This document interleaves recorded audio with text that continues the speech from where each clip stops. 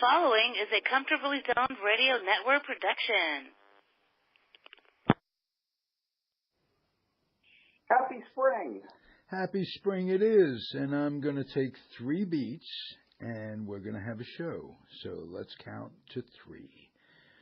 1, 2, 3. We are back. Giants baseball, past, present, and future. And we've got the spring training Michael Duca with us as we go. How are you, sir? Well, it's a true statement that I left my heart in San Francisco, Ralph. You've been gone, like 30 some odd days on the road. If anybody doesn't know what that's like, living out of a suitcase, every day a new itinerary, every day a new city, back to your home base, start again the next day. It's kind of a work-play vacation, but there doesn't seem to be all that much play in it. Am I correct? Well, it's true. My last 2 days, I had back-to-back doubleheaders. I started at Scottsdale Stadium on Monday and went all the way to the other side of the valley to Camelback Ranch, where I was sitting in the press box, and I could actually hear Justin Turner's wrist break when the pitch hit him. Ooh. And then the next day, I was Salt River Field, which is North Scottsdale, and then Peoria.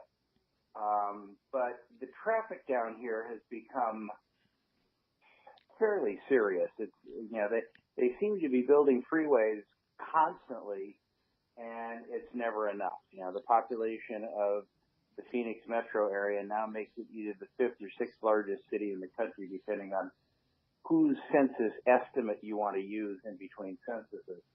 But it's essentially the same size as Houston. Mm-hmm. And, it's completely devoted to cars. It's rare that you'll see a bus on the street.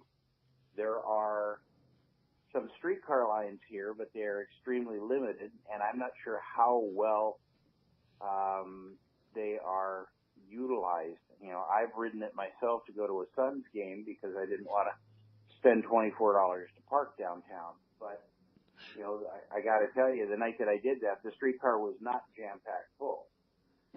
Incredible, because they don't have freeways as in the same context as Bay Area freeways. Am I correct? They're just side roads.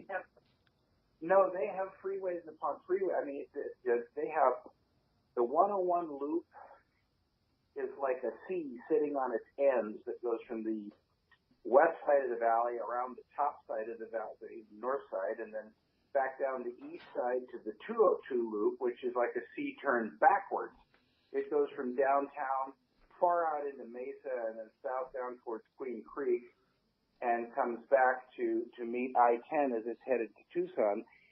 And out on the west side of town on the I-10, which goes to L.A., they're currently constructing an enormous interchange for when the 202 gets finished all the way around behind South Mountain and Ahwatukee and comes back up to connect. So they're going to have several ring roads or loop freeways, but the problem is that as the suburbs and exurbs get pushed further and further out from the city center, they keep building these ring roads, but there's really nothing that crisscrosses them. So if I want to go from Scottsdale to Surprise, there's no freeway that goes east to west in the north part of the valley. You have to get onto the loop and use that to go east to west. And, and there's so much traffic here that it becomes, for me to get from Scottsdale to Glendale on Monday, which is about 24 miles, was an hour and 45 minutes. Oh, wow. Whoa, indeed. That really does sound like the Bay Area, which sounded like the New York metropolitan area 50 years ago. One of the reasons that I came out west to stay was the traffic. If you're successful in the New York area, you live in the suburbs, and you exchange an hour and a half commute time each way sometimes for the privilege of being wealthy and living in the big city. It's craziness, and it's just as bad in San Francisco as it was back then in New York, and I can assure you in 5 years it'll be just as bad where you're spring training right now. I mean, they're building freeways here with 5 and 6 lanes on a side, and it's still not enough. Well, if this is such a national catastrophe, we have traffic jams in every part of town. Doesn't good sense tell us to go to an overall public transportation system that works, where you get people off the freeways and you get them out of their cars and you make it worthwhile, either by reducing the fares, at least initially, until people are used to using the mode of transportation, or just simply expanding commuter lanes. I mean, that's another something that can be done. But hey, I'm not a city planner. I think our dependence on the automobile is horrendous. That just plain and simple. We're far afield from baseball here, Ralph, but I will tell you this. I'm not sure what comes to mind for you when I say the phrase "the American dream." But Talie in the morning.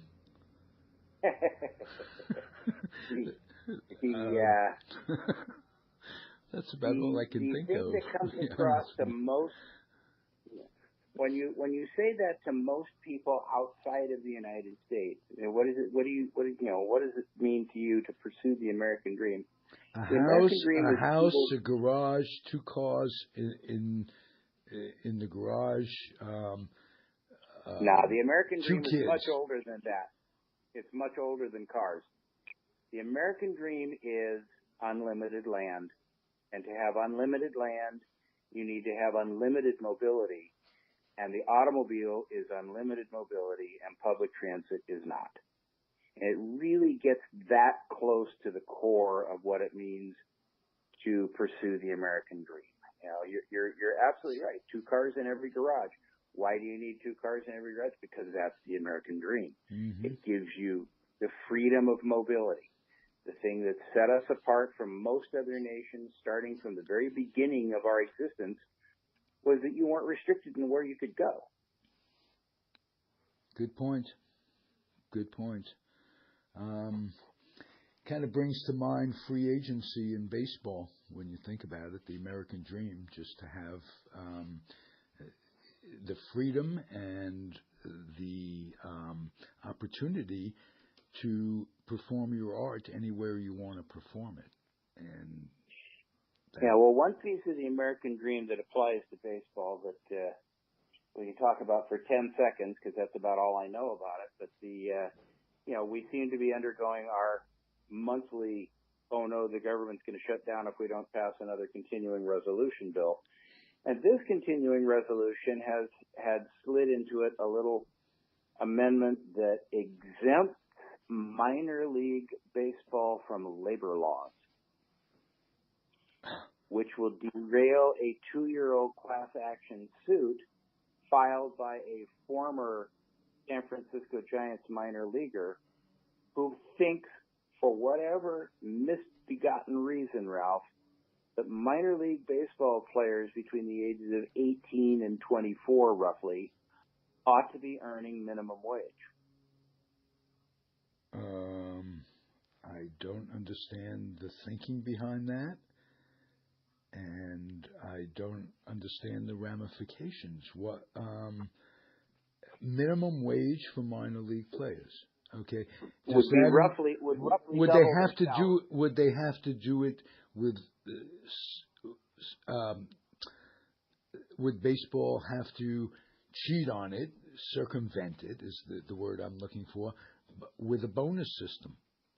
In other words, if you're giving a guy a bonus to sign and you're paying him $500 a month, is he earning the bonus plus the.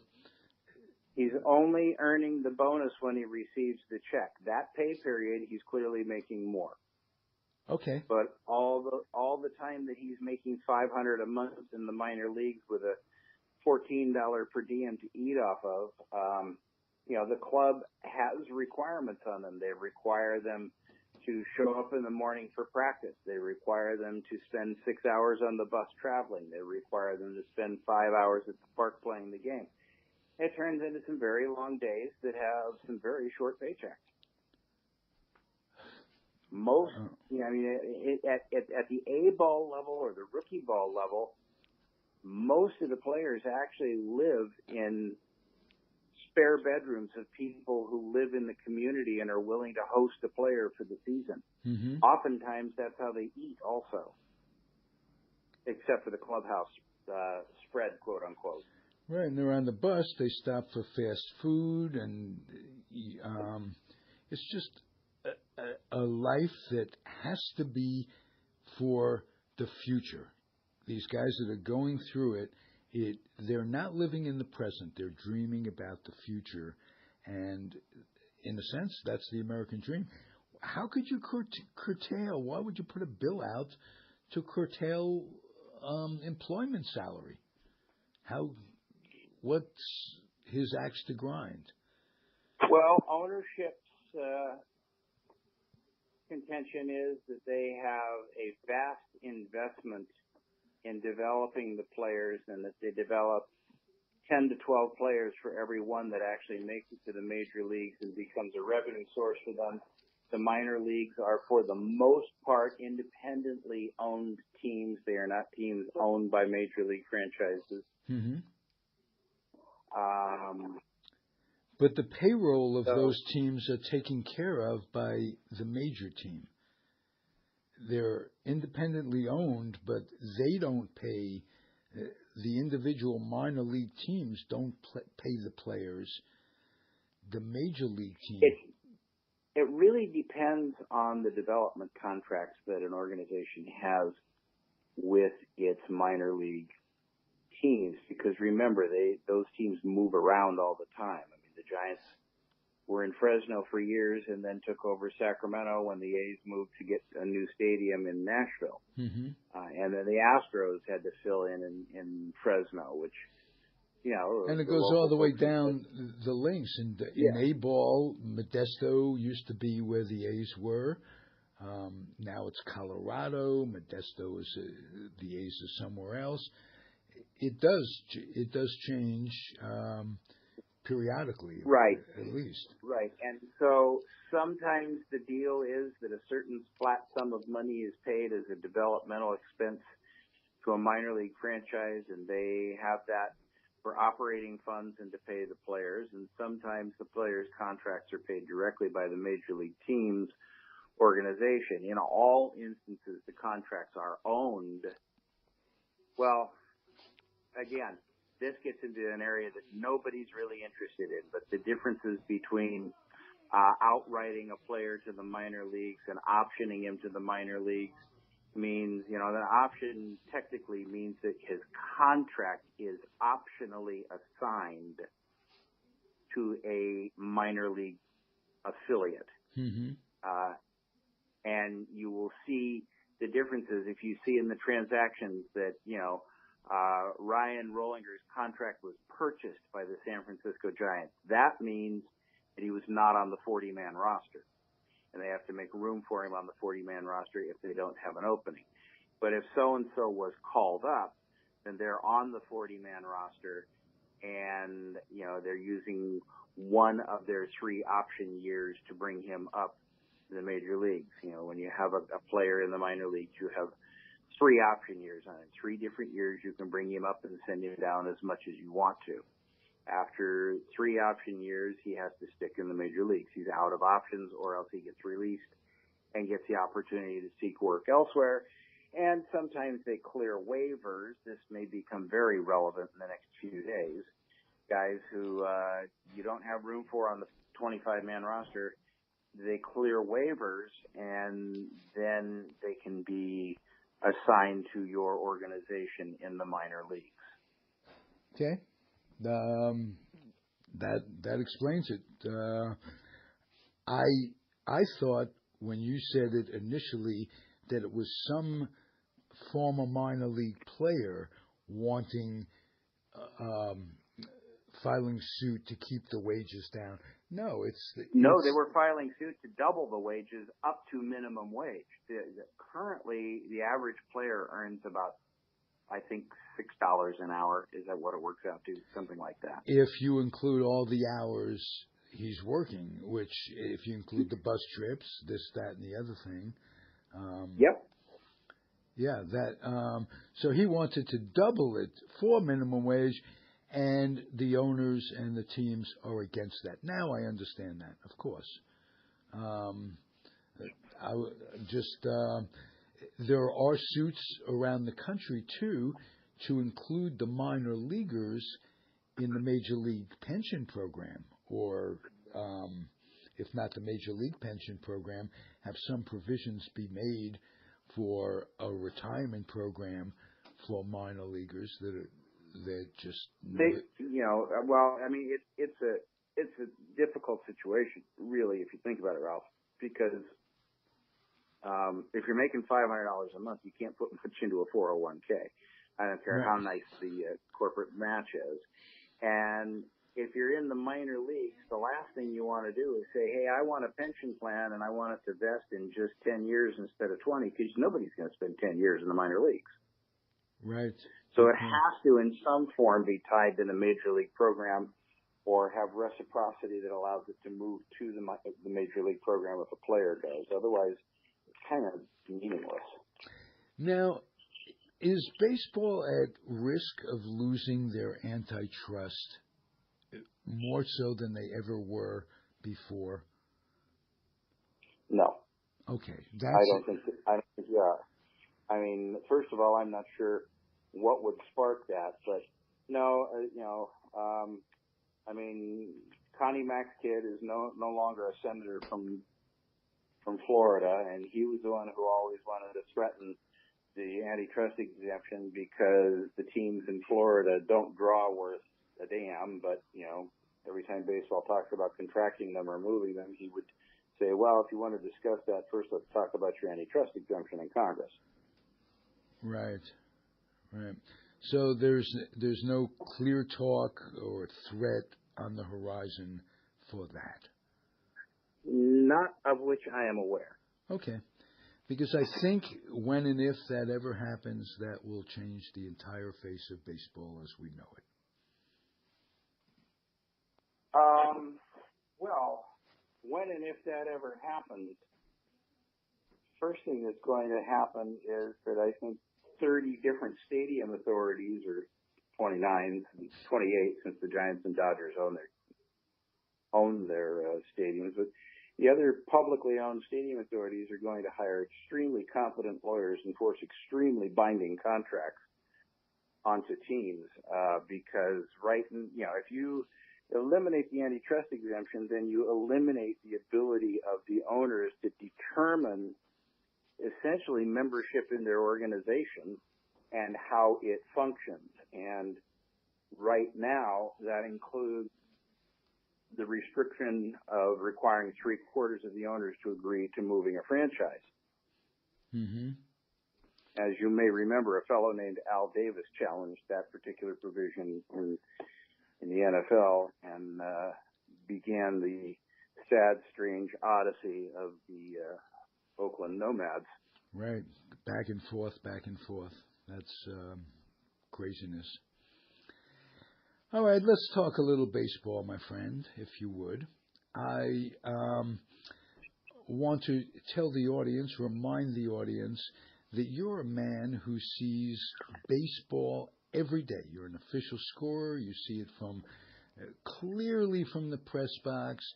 You over the course of the year, you see all 30 teams. You see every player in every way. And Branch Rickey told us years ago, never fall in love in the spring or in September, if you're talking about baseball players, with baseball players. what challenged Branch Ricky's thinking for you this spring? Was there someone who stood out to you, either on the Giants, hopefully you'll say Duger, but or around the league that you just took a look at this guy and you said, "Whoa, he's progressed from last year. He's gotten bigger. He just seems to have a new attitude." Who stood out to you the absolute most? It would be a player that the A's acquired in the Sean Doolittle trade with the Washington Nationals last year, and that's Sheldon Neuse, Neuse. It's interesting because you could be competition for Matt Chapman at third base. He's basically a third baseman. But the ball comes off his bat loud and fast, and it goes a long way. He's just a hitting machine. He can hit the ball the other way. He uses the whole field. And while he hits line drives, I think he's hit 5 of those line drives out of the park already in the spring.